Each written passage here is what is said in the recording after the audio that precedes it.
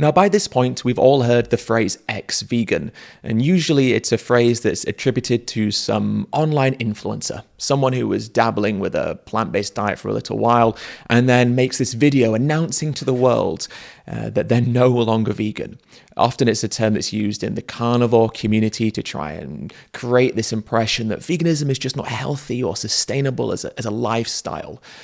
And I find this all boring and cynical, used for attention and for views. And I'm not really interested in talking about that today, because what I want to talk about today is how this term ex-vegan applies to regular normal people. People who aren't like Tim Sheaf or Rawvana, for example, but are just regular normal people in the world. And so rather than approaching this video, looking at ex-veganism from the perspective of people who go back to eating animal products for pseudo-scientific or pseudo-spiritual reasons, instead I want to focus on two other aspects of why people stop being vegan.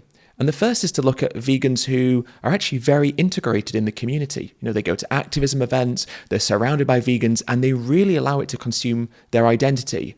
But then over time, lose that sense of determination and then stop being vegan. So that side of it, but also the flip side, the vegan who goes vegan on their own. They've got no vegan friends, no vegan family members, and they're doing this as an individual on their own with little to no support from their wider friendship and social circles. And so I want to look at both of these kind of versions of a vegan and ultimately what leads some of the people within these versions to become ex-vegans. But before I get into the video and discuss these topics, I would just like to tell you all about today's sponsor. Today's video is sponsored by Omni. Now, Omni is a vet-founded, plant-based pet food company whose mission is to provide our beloved furry companions with delicious, healthy meals that are kinder to the planet and, of course, to other animals. Now, the dogs at Surge Sanctuary eat Omni products every single day, and they absolutely love them. They're the only vegan dog food company in the world that have puppy, adult, and senior-specific life stage diets. They also have a range of wet food pouches, and they have just introduced a range of vegan dog supplements too. Traditional pet supplements often come as pills and powders,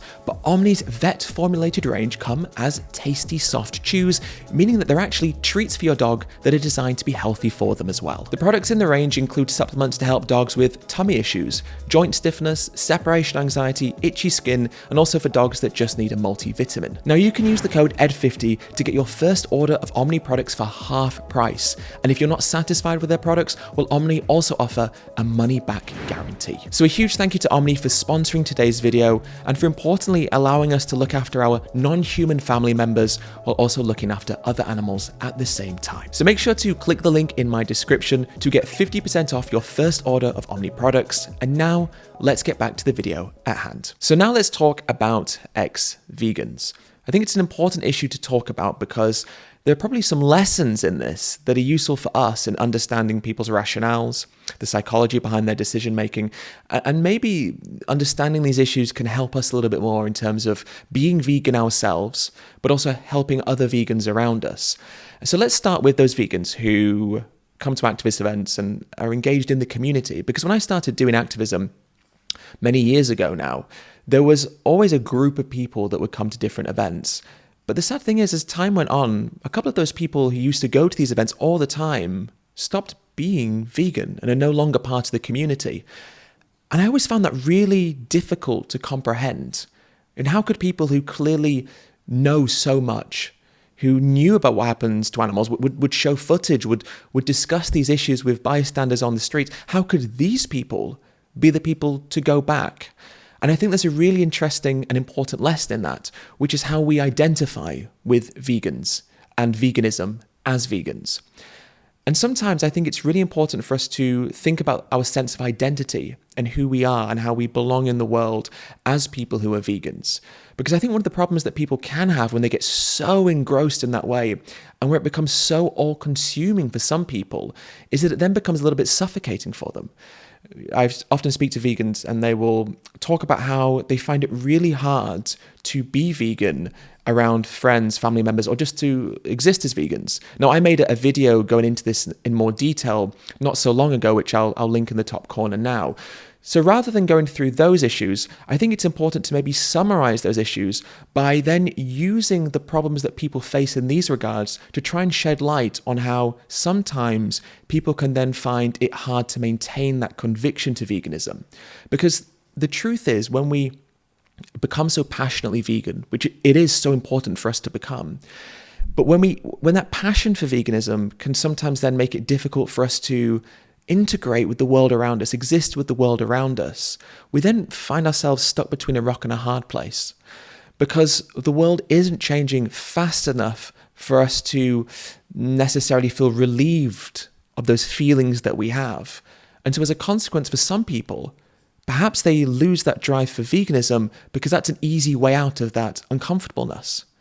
Faced with two choices, or this is a false dichotomy, but let's just say faced with two choices, where one choice would be to continue feeling trapped and scared and maybe angry at the world around them, or the other choice, which would be to relinquish this feeling by going back on yourself, by losing the conviction for the thing that's making you feel that way. Perhaps it becomes understandable why someone might choose the latter option, the idea of giving it up to try and find peace and tranquility. Now, I said before, this was a false dichotomy, because I don't think these two things are the only choices we have. I think we have to find that balance.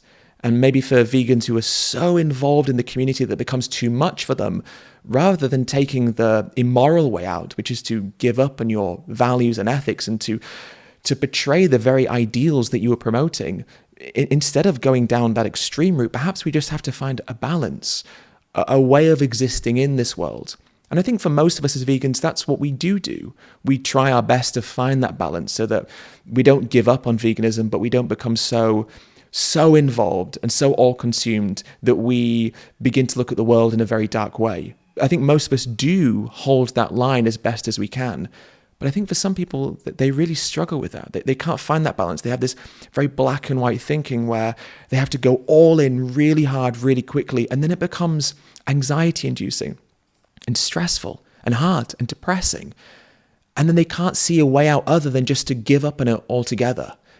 Now, that's not good, and it's not ethically right. But I've always tried to rationalize and understand how someone so involved can all of a sudden go back. And I think it speaks to the importance of having an identity beyond veganism. Veganism should be a big part of our identity, but it shouldn't be our entire identity. It shouldn't be the only thing that defines us, because we're complex, very emotionally attuned human beings. We have passions in many areas, hobbies, likes and dislikes, and these things define who we are as well. And I think having that sense of space to explore who we are beyond veganism allows us to not become so trapped within it as a view, as an ideology, that we can't exist in a world that doesn't yet agree with us. But of course, those ex-vegans make up a tiny fraction of ex-vegans, because vegans who become very active and very vocal in their advocacy are also a small percentage of the number of vegans. So they're not really the main driver of ex-vegans. But I think the main driver is most likely going to be the opposite, the flip side to that. Someone who maybe stumbles upon vegan content, or maybe someone who's just been more, I suppose, inclined towards veganism, who goes vegan on their own, but is then surrounded by friends and family members and a world that isn't vegan.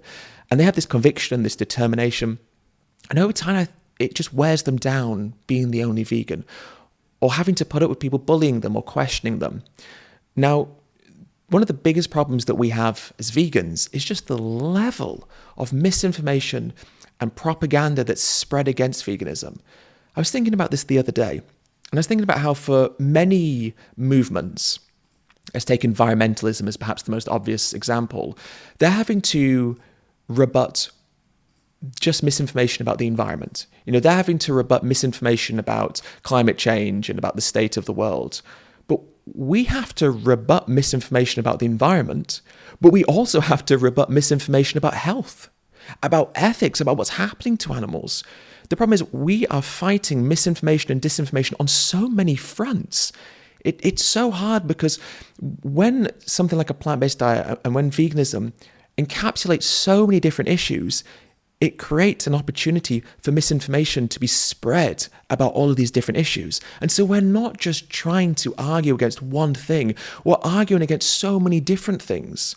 And that's heavy. And also it creates doubt for people. And if you're the only vegan in your friendship group, your social circle, and at every opportunity, the non-vegan friends and family members you have are sending you studies or articles or things that are anti-vegan. They're saying, look at this. How do you respond to this? What do you think of this? And you don't know what to say. I think that leads to a lot of doubt in the minds of these vegans who have this strength, who have this conviction, but are constantly being battled by everyone around them and are having misinformation thrown at them everywhere.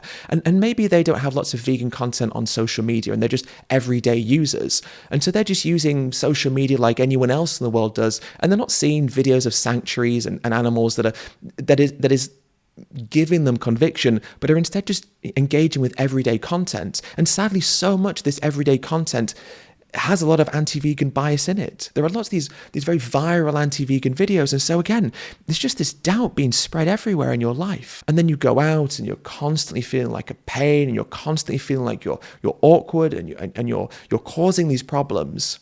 And then over time, that strength just slowly fades away because you're becoming weakened and increasingly weakened by just everything you're having to deal with. But actually, I think that this version of an ex-vegan does tie into some of that misinformation that I was just speaking about.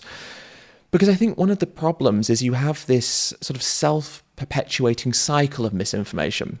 And so what I mean by that is there is often a stereotype about veganism, which is that it's not healthy. You can't maintain long-term health as a vegan. You're going to get iron deficient or B12 deficient, or something is going to happen. You're going to have low energy and you're going to crash all the time and you're just not going to feel right. And there is this very frustrating narrative. I've met people who used to be vegan or used to be plant-based, and they'll tell me they're no longer vegan. And I'll say, well, why not? What changed? And often what they'll say is, I just didn't feel myself. I just started feeling tired. And part of me wants to go, oh, I'm really sorry to hear that. What did your blood test say? Because people don't get blood tests when they stop being vegan. People don't investigate something if there is something wrong. Now, look, I'm not saying that you can't go vegan and can't end up with a deficiency. Of course, if you don't eat well, you don't eat predominantly whole foods, plant-based, take a B12 supplement, these very important things to do to be healthy as a vegan. If you don't do these things, of course, you can end up with a deficiency. But how many people who stop being vegan have had a blood test and then have actually acted on that blood test? What I mean is this. Let's say you're a vegan and you're a passionate vegan, right? And then over time, you notice that you're feeling a little bit more tired. And so you want to investigate that. So the logical thing would be to get a blood test. And then let's say that your blood test shows that you have an iron deficiency or a B12 deficiency or whatever it might be, a vitamin D deficiency. You want to be vegan, so what do? Well, you supplement vitamin D or B12 or iron to get those levels up. You eat iron-rich plant foods. You act on that information to look after your health but still be vegan. And yet that never is part of the conversation with people who've stopped being vegan for these supposed health reasons. Firstly, they don't get blood tests to investigate. And secondly, even if they did, they don't act on those blood tests to try and stay vegan and be healthy at the same time. They just use them as a cop-out. And I think the reason for this is because let's say you are one of these vegans who went vegan for all the right reasons, but has just over time, over months, maybe years, has just had this pressure just pushing down on you, and now you just want out because you've lost that conviction, and maybe there's a weakness in that determination. But you don't want to feel like a bad person. You don't want to go, oh, I've gone back to doing this immoral thing because I'm a bad person. But your brain is trying to convince you that you want out of this, that you're looking for an easy way out. And you know that there's this narrative that being vegan means, oh, you're going to be tired and you're not going to feel yourself. It's an easy way out. But the problem is it then perpetuates the problem because people don't get blood tests, don't try to help themselves, stop being vegan and blame it on something like not feeling, awake or feeling tired, lacking energy. And then that perpetuates the misinformation. It's important for us to be objective, to make sure we're guided by the data and the science and the evidence and not becoming distracted by these stories. Because the problem is, the term ex-vegan is so appealing, isn't it? It's appealing to the majority of people who eat animal products because the notion of an ex-vegan justifies the fact that they're not vegan to them. Oh, that person tried it and they didn't feel good, or this happened, and so I feel more confident and more morally justified in consuming animal products. So it's a very appealing narrative. It's also very clickbaity, isn't it? It's great for mainstream media to write these articles. 4x vegans shed light on the dangers of a plant-based diet. You know, these kinds of things are clickable and shareable and get people commenting. And so it plays into the algorithm and the problem. But the thing is about ex-vegans and people changing is the whole notion of it is given far more oxygen than it deserves and far more credibility than it deserves, because the reasons why people change are not evidence-based or substantiated.